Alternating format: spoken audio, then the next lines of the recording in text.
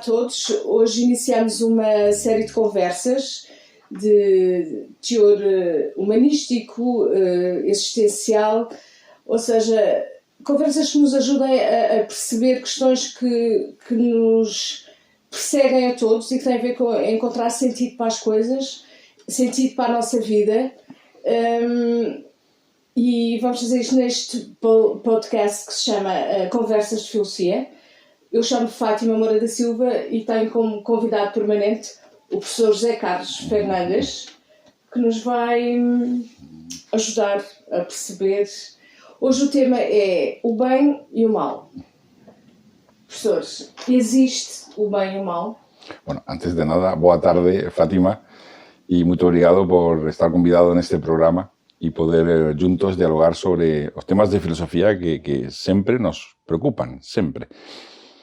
Então, a pergunta é sobre o bem e o mal. Se existe o bem e o mal? Esa es una grave pregunta. Se puede interpretar desde a perspectiva metafísica. Por exemplo, o Plotino o Santo Agostinho dicían que o mal é a ausencia do ben, e con o cual non existe como tal. Igual que podemos dizer que non existe o frío, existe o calor, e simplemente o frío é a ausencia de calor. O non existe unha situación de detensao, é simplemente a ausencia de movimento. O non existe a oscuridade, é simplemente a ausencia de luz. O sea, cuanto máis luz existe, menos oscuridade há. O sea, non ten unha existencia real. E quizás seja así, podemos depois falar na conversa sobre esa representación metafísica, mas o que é certo é que no psicológico o mal existe. O sea, o ser humano é un ser que se desenvolve a súa consciencia nun reino mental. En certo modo, os filósofos, e os alquimistas, cando falaban de terra, agua, ar, fogo, establecían que había un reino petrificado, máis vivo, que é o que chamamos mineral, un que se expande e se abre e procura luz e procura as raíces as trevas, ¿no? O sea, o interior da terra, que o vegetal, os animais que se moven e evolúen nese movimento, nesa procura, nesa caza, nese depredador víctima, evitar ser víctima, querer ser un bon depredador. E eles dicían que o ser humano é outra dimensão, son dimensores da realidade. E aínda que o ser humano seja un mamífero, fisiológicamente falando, ou anatómicamente, mas na realidade a dimensão da súa consciencia, da súa mente, da súa imaginação e todo o que construe con ela é o que construe o que chamamos as conquistas do ser humano. Entón, o ser humano se move no reino mental e nese reino mental o ben e o mal existen. Existen de facto porque as súas escollas están continuamente determinadas por orientações endereçado á luz, endereçado ás trevas, endereçado ao que chamamos ben e que a gente percebe o ben, que podemos falar agora se é cultural ou é instintivo da alma, e o que chamamos mal. E aí é un facto, o sea, no psicológico e no escenario mental humano o ben e o mal existen. Portanto, tem a ver com esta condição dual em que nós existimos. Claro. Portanto, é inerente à condição humana. É inerente á condição mental humana que coñece todo sempre por comparação. Então, e por contrastes. Então, tem que fazer um contraste, senão não... E ia-lhe perguntar isso precisamente. Será que o mal é um mal necessário para percebermos o bem? E eu estou a falar de mal no sentido de contrariedade ou de sentido que aquilo que muitas vezes é interpretado como mal, aquilo que me aconteceu ou aquilo que eu não queria que acontecesse, mas que aconteceu e que as pessoas consideram mal, mas que pode ser um bem. Não estou a falar mas gostava depois também que desenvolvesse a história do mal em si, o mal malvado, o mal pernicioso. Mas neste caso, será que nós temos um entendimento um bocado distorcido do que é o bem e o mal? Se os meus desejos não forem alcançados, é mal? Nesse sentido, Platón, por exemplo, no Crátilo, fala que é o tratado sobre a etimologia. Él da a etimologia do ben como aquilo que va, aquilo que fluye, aquilo que está en movimento. E o mal é aquilo que impede o movimento. O sea, aquilo, caquías, ¿no? En grego, é aquilo que obstaculiza o libre curso das coisas. Mas é que precisamente esa obstaculización do libre curso das coisas, que chamamos mal realmente, porque non van como tiñan que ir, isto va mal, si va como queremos que vaya, va ben. Mas, en todo caso, podríamos falar dun curso natural. Aquelo que, en certo modo, aparece como un limitador do curso natural, obstaculizador, chamamos mal, mas existe. Como si unha crianza... Existe e é necesario, neste caso. Unha crianza que toda a súa etapa de menino é posto isolado de todo tipo de germes, de todo tipo de virus, de bacterias, o seu sistema inmunitario fica completamente pobre. O sea, que o alguien que se cría sin ningún tipo de adversidad de nada, se cría o que pasa toda la vida sin un tipo de adversidad de nada, no madura. O sea, as feridas poden chegar a ser necesarias, hai que evitar, e todos tentamos evitar, mas a dor forma parte da existencia, como dixía Uda. E o mal, en certo modo, é a contrabalanza do ben como un elemento que faz contraste e que en certo modo faz amadurecer. Claro, podríamos dicir, entonces, promoves que exista mal. No, es que no es que hay que promover nada. O sea, existe una tendencia enderezado ao amor, a beleza, a bondad, a justicia, e existe unha tendencia instintiva enderezado a todo o contrario. E simplemente esa tensao gerada por esas dúas tendencias é o que faz crecer a alma humana. O sea, moitas veces dos grandes pecadores surgen os grandes virtuosos e santos, e iso vemos moitas veces na historia. Mas nesta sociedade atual, e nós estamos a viver um momento crítico, não é? De exacerbação de contrários, e cada pessoa acha que tem o bem, cada pessoa acha que é não é cada pessoa, mas enfim, os grupos que se têm organizado e que estão em pontos opostos pensam que são eles que têm razão, o outro não tem razão, portanto há esta polaridade muito, muito vincada. Será que as pessoas percebem bem o que é o bem e o mal? Quizás no, porque nós propios non percebemos. É que é difícil, en tema filosóficamente difícil. En todo caso, o interesante é no raciocinio que faz Madame Blavatsky no século XIX na obra Isis sin veu, que é maravilloso. E ela comeza esta obra a dizer, por máis esforzos, nesa época o materialismo era quizás peor do que agora a nivel filosófico, por máis sofismas que se ten tentado anular a mente humana e que fique cega, o ser humano aínda ten noção de aquilo que está ben e aquilo que está mal. O sea, que é como se tivésemos unha bússola no corazón que nos diz, no, este non é o camiño. O pelos efectos, moitas veces, ¿no?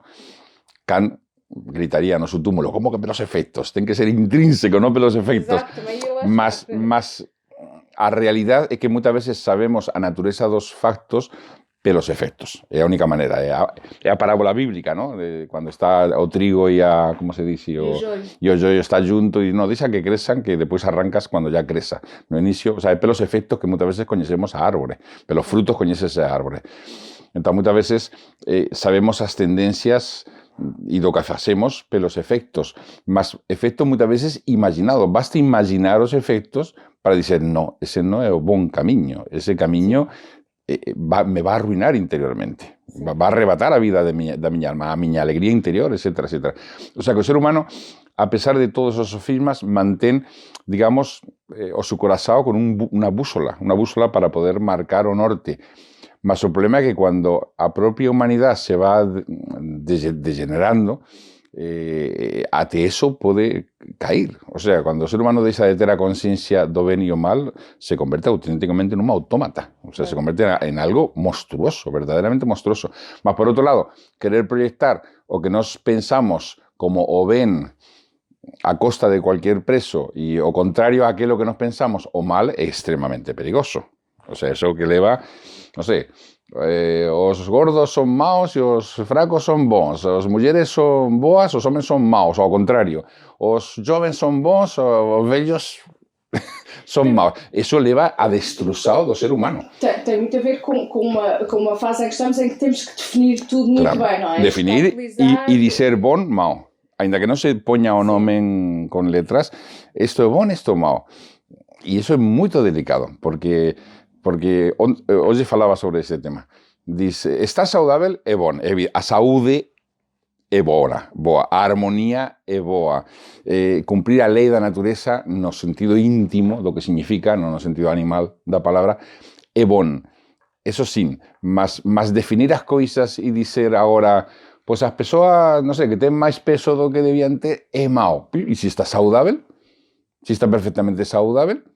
Mas ya está demostrado que sí, mas o problema é que tú, aínda que esteja demostrado, a fobia que se gera, as diferentes fobias van moito máis alén do que a ciencia pode dizer. Ten que ver con algo psicológico, unha especie como de demonização. O sea, se algo na nosa sociedade que é alarmante é a demonização de todo aquilo que é diferente de nós. E eso leva, eso sí que é unha perda da bússola. O sea, o bússola aí comeza a perder.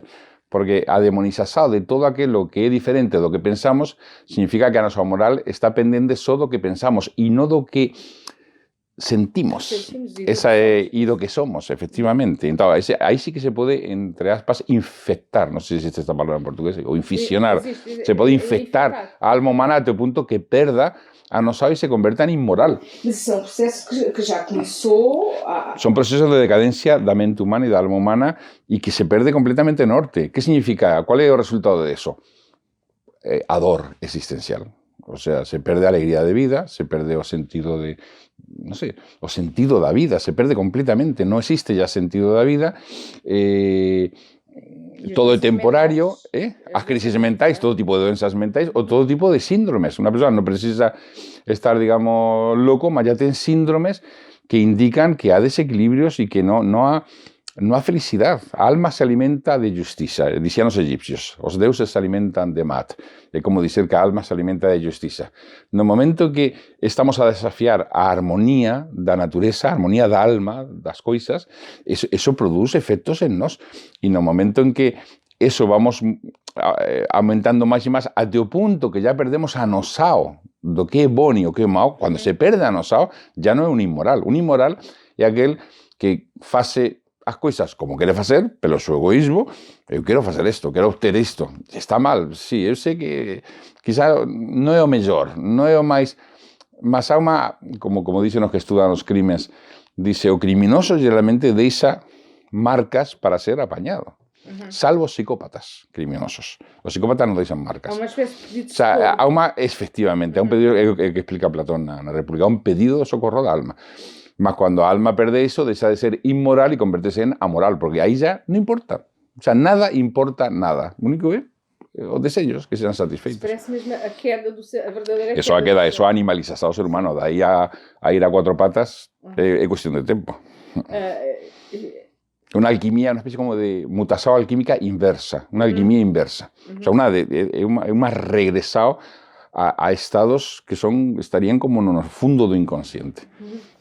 Outra das tendências que constatamos muito atualmente, talvez porque estamos muito focados na parte material das coisas, tem a ver com o prazer e com associar o bem ao prazer, ou seja, a falta de bem, a falta de prazer é o mal. E voltamos ao tal conceito que às vezes o bem vem pela falta de prazer. Como é que saímos desta... Todos os inputs e todas as informações e todos os estímulos que temos vindos do exterior têm a ver com o prazer exacerbado. Claro. Como é que saímos daqui? Claro. Esta polémica é muito antiga, já na época de Atenas, ¿no? De Atenas de Epicuro, por exemplo, já estava a ideia de se o prazer pode ser igualado ao ben. Claro, o prazer de Epicuro é un prazer que quase podemos chamar unha expansão da alma. O sea, non ten nada que ver con os prazeres máis groseros. Mas ten sido distorcido no propio termo, está un epicurio, mas o sentido tradicional, para él, os prazeres puros, que eran os únicos que eran válidos, eran a amizade, por exemplo, a amizade, a contemplación da natureza, esos eran os prazeres puros, a contemplación da armonía, a música, e esos podían elevar a alma e podían facer que ela recuperase a súa condición divina. Mas claro, no momento que se cita as paixões máis baixas e se cita todos os desexos ao servicio daquel que gaña con esa citación, por exemplo, comprar, quero isto, desejo isto, ese tipo de excitación continua, propia de una sociedad de consumo, además, evidentemente provoca angustia de no conseguir adquirir aquello que quieres, por ejemplo, o por lo contrario, satisfacer todos tus deseos, aquel que tenga posibilidades de eso, mas eso va llevando una especie como de vacío interior, un grande vacío, una grande morte interior, y eso he percibido, eso es experimental. O sea, a persona que va satisfacendo los deseos es como una serpiente de 1000 cabezas mitológica, ¿no? A Hidra de Lerma. Cuando cortas una se convierte en 2. O sea, un deseo satisfeito se convierte en 3 o 4 para satisfacer. Esos 3 o 4 se convierten en 8 o en 16. Y a alma va ficando, a mente que é a guía da nosa existencia, como o leme do barco da nosa vida, va ficando en un lamaçal que ya no sabe para dónde, se perde completamente anosado. Y a propia persoa se sente infeliz. O sea, o placer no va asociado a felicidad. Eso es indubitable. O sea, cualquier persona puede experimentar eso. O sea, o placer excesivo, o placer asociado a sentidos, o placer que faz que a mente fique nevoada y que perda claridad, ese placer afunda a alma en una especie como de caverna, de buraco, que fica ahí, y es fácil sentir eso. Es como deber, siempre se asocia o deber a amargura, o deber a dor, o deber a privação, a sufrimiento, mas, como decía Blavatsky, aquel que avanza no camino do deber se da cuenta de que algo ya no son así. O sea, cuanto más te entregas a aquello que a tu alma sente que é o deber, más luminoso te sientes, más feliz, más alegre, ainda que seja no inicio una privação de ti propio. Isso faz-me voltar um bocadinho atrás, porque há bocadinho mencionou Kant e ocorreu-me que o bem, será que o bem só existe se for feito, se uma ação for feita só por si, pelo dever de ser feita, pelo ser justo ter aquela ação, ou o bem fica menorizado e distorcido se, e vamos para o imperativo hipotético, se tiver um fim em si, se eu beneficiar daquela ação, daquele ato, ou se tiver motivos que não são o dever. Ação calculada pelo egoísmo nunca va a ser un bien. Quer dizer, tú no estás a procurar satisfacer os tus desejos. O sea, ainda que parece que sea un bien. Eso es casi como un lavado de imagen, ¿no? Como decía Platón, o máis terrible dos tiranos é aquel que parece unha boa persoa. Aquel que consigue parecer unha boa persoa e a gente o acepta, o admira e o recoñece como unha boa persoa. O que agrada a todos. Mas o importante é no que agrade, sino que considerar una persona sacrificada, una persona honesta. Entonces, claro, cuando tú haces algo por cálculo, o que determina todo, como decía Confucio, es a voluntad de tu acción. O sea, en eso Kant, vamos, creo que tiene totalmente arrasado. O que determina realmente a cualidad de tu acto es a tu voluntad. O sea, si hay una voluntad bondosa, generosa, o si lo contrario, o que quieres obtener un beneficio. Si tú quieres obtener un beneficio, o que estás a hacer está mediatizado por eso. Y eso es sinistro. Y todos entendemos que eso es, no sé, como aquel que ofrece un arroz a una mujer, no porque ama, sino porque quiere, en fin, quiere o que quiere, en que eso quizás propio de otra época, ¿no? Mas no fundo, no digo por eso, digo pelo facto de que a persoa que faz algo con unha intenção concreta, o que marca a cualidade do acto é a intenção, a alma do masao é a intenção. Só o efecto depois é o que deixa marca no mundo, que dice tamén eso ten importancia. O profesor Libraga dicía que a mística é a conjunção de boa vontade e eficacia, mas a alma do masao é a boa vontade, como diría Kant.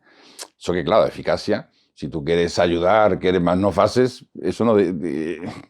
Primero, ¿ese querer es real o es simplemente un deseo vago, nebuloso? O sea, a voluntad tiene que convertirse en algo real, factual.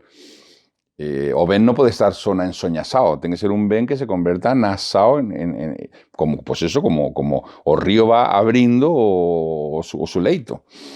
Sem precisar de testemunha. Será que as religiões têm conduzido bem as pessoas? Bem, agora estou a classificar, mas têm conduzido as pessoas no sentido certo de encontrar o bem, porque há normalmente um normativo, um código ou de proibição, ou de punição, ou de... E será que isso ajuda as pessoas a encontrar o bem dentro delas? Porque se eu tiver uma ação que é pautada por baias que me dizem não posso ir por aqui porque é proibido, ou não posso ir por ali porque sou castigado, ou, que bem é que vem daí? Porque onde é que está a intenção do bem? Evita o mal, ¿no? Sobre todo, o más que o ben desenvolver, evita o mal. Es que as religiões, todas elas están cheias de máximas que son auténticas joias, auténticos tesoros respecto ao ben e como a religião quasi por definição é a actividade humana que procura o divino como o ben. Así como o artista procura o divino como beleza, ¿no? Y o político debería procurar o divino celestial como justiça, segundo o dizer de Platón. Mas o religioso, a religião procura o ben. E quasi todas as máximas, ensinamentos, a mensagem dos grandes reformadores, os santos, os profetas, o fillos de Deus, todos eles, ha procurado ben, que o ben se desenvolva, o pan da bondad, ¿no? O pan da bondad pueda ser comido por todas as almas humanas. Eso que se quere. Eso que, claro, as instituciones son feitas por seres humanos. Y una cosa a mensaje y otra cosa a institución. Y las instituciones son tan puras, luminosas, como o que facen los seres humanos nelas, no a otra... Imagino que también no debe ser fácil encamiñar as sociedades, ¿no? Y especialmente cuando se traballa con los elementos más brutais e instintivos que pues, o sistema na antigüedade era tentar reprimir eso, manter controlado. O sea, era quasi evitar as masas soes, ainda que sea por dizer no fasas, porque se fases se gera unha imaxe de temor e ese temor quasi paralizaba as masas soes. Mas desenvolver o ben, máis ben é o desenvolver da alma como unha flor. Eso non se pode desenvolver en base a limitacións de liberdade interior. O que pode limitar é a liberdade instintiva, o sea, o que queren os instintos. Mas a liberdade interior, a alma, ten que voar nesa liberdade interior. Se non voa nesa liberdade interior, como vas a alcanzar o ben? Mas para isso tem que ter asas, tem que saber e tem que ter a intuição de que quer chegar mais longe, não é?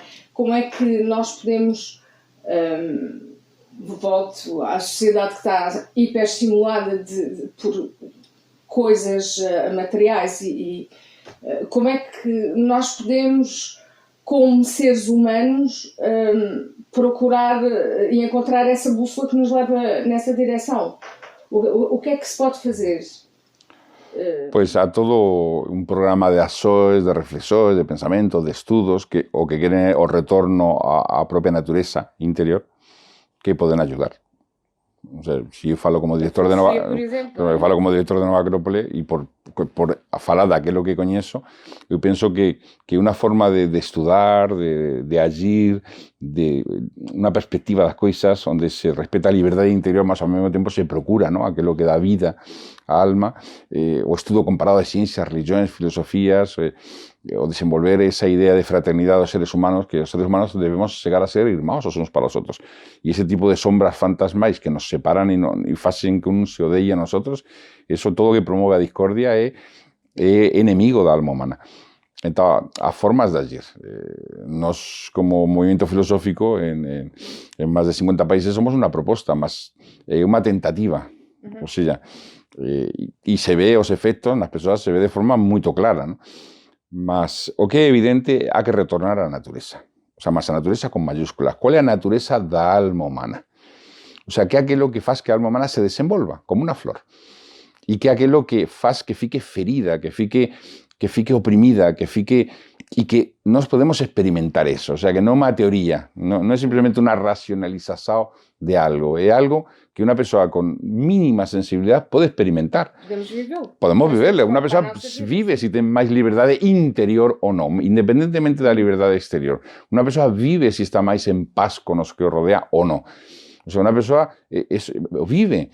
O sea, non podemos, en base ao que vivemos, podemos saber se estamos subindo nunha escada en dirección á luz ou se estamos indo a unha especie como de prisa oscura. E non podemos experimentar eso. E penso que hai que ayudar a xente a despertar esa sensibilidade. Eu creo que un dos grandes problemas do ser humano actualmente é que a forma de pensar e viver acumulada que tivemos durante o último século e medio foi unha destruzada sensibilidade interior. Eu estou agora a ler obras de Jane Austen, por exemplo, estou a preparar un libro sobre ela, e ves a extrema sensibilidade, o decoro, a sensibilidade, a delicadeza, a reflexar para procurar a justa medida.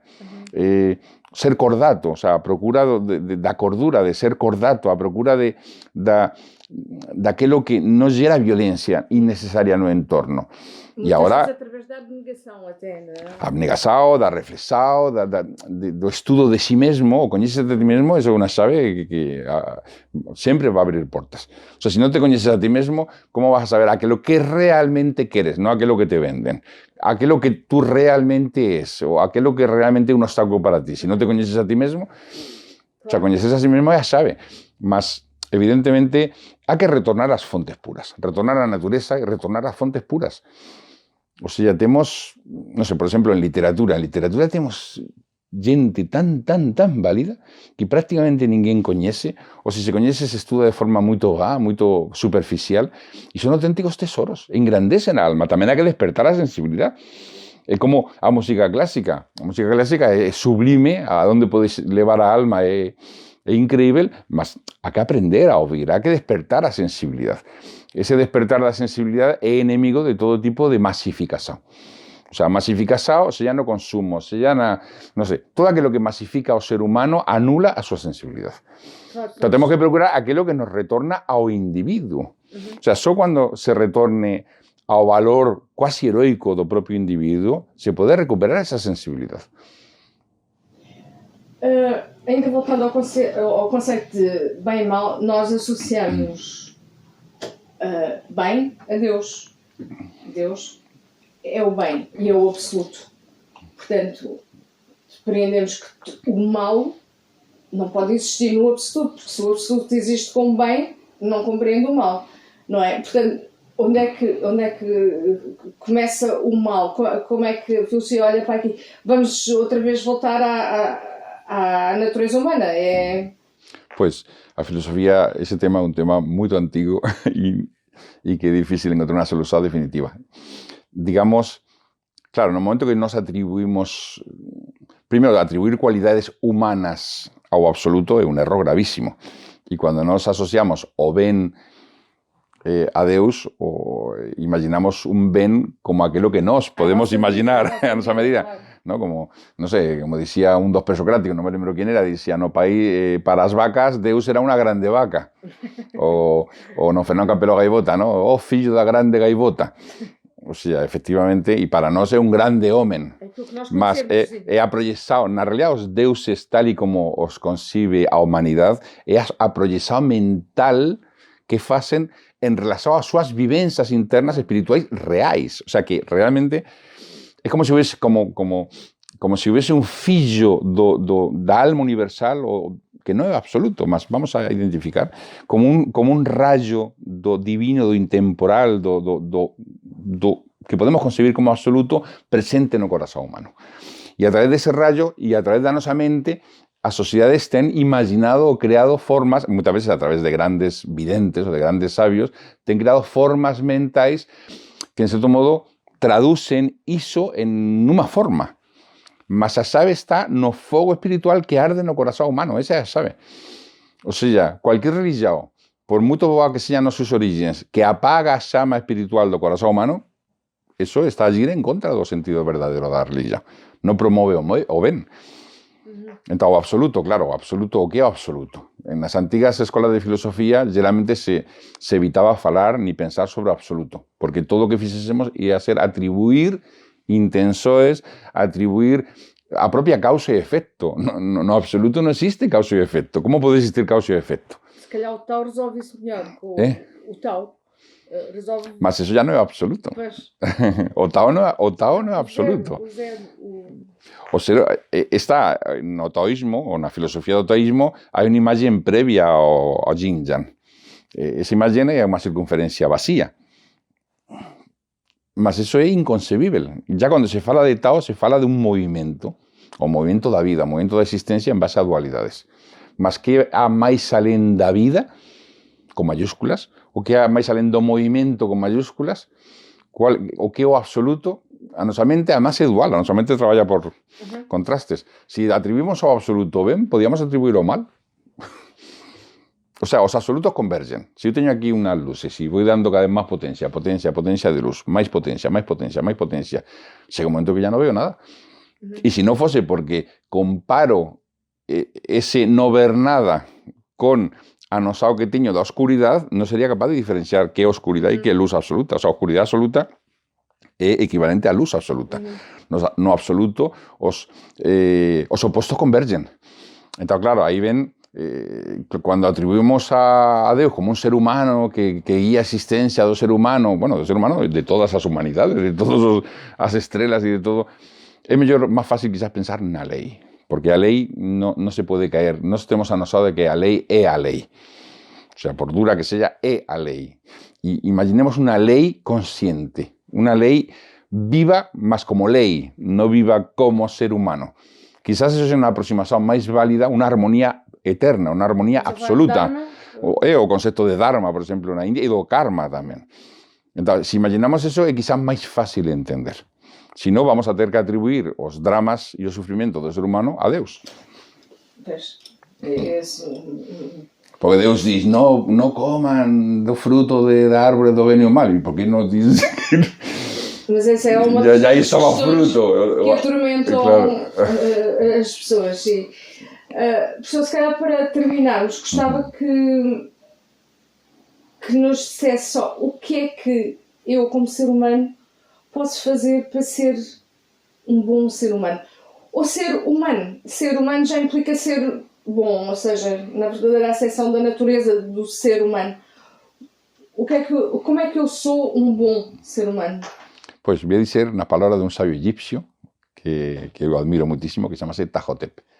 E diz, sigue o tu corazón todas as horas da tua vida. Mas o corazón non son os sentimentos ni os pensamentos, é o sentir interno. É como a bússola que temos que marca o norte, é o sentido da medida real das coisas. Creo que eso sempre será, esa máxima sempre será válida. O sea, é como dicían os propios textos egipcios, dicían, os deuses puseron no tu corazón aquilo que tú sabes y no debes esquecer, más que por estar en la terra, na vida, ¿no? Vas a esquecer, porque o contacto con a materia na filosofía sería como o mal, ¿no? Sería aquilo que rodea de mal, aquilo que o ven que a unidade. Entón, esa materia va a facer que esquezas, a vida material va a facer que esquezas, mas tú sabes, e o que tú sabes está no tu corazón. Entón, se sigues esa voz do corazón, que é a voz da consciencia máis íntima, non é a voz das emoções, ni siquiera dos sentimentos, va máis alén de iso, é a raíz quasi dos sentimentos máis puros e a raíz das ideas máis nobres, há que seguir. Esa é a chave, claro. O difícil é en medio do laberinto da mente, en medio do laberinto da materia, en medio da terra que vivemos, que é o mal, porque na filosofía mística de quase todos os tempos, estar no mundo encarnado da materia, eso é o mal. Porque a alma está metida nunha concha de lama, ten asas e non pode usar as asas, ten sentidos e non pode usar os sentidos, está limitado aos sentidos físicos, mas se necesita, e aí entramos, é necesario, por contraste e para a maturidade e para evoluir e para, en base ao, como dice Blavatsky, o coñecimento e a experiencia, facer que a alma se purifique, e só pode ser na terra. E a través de aí, pues a alma se vai desenvolvendo. Professor, muito obrigada. Deu-nos imensa matéria para pensarmos e esperemos que seja produtivo para muita gente. Muito obrigada. Muito obrigado pela oportunidade. Muito obrigado.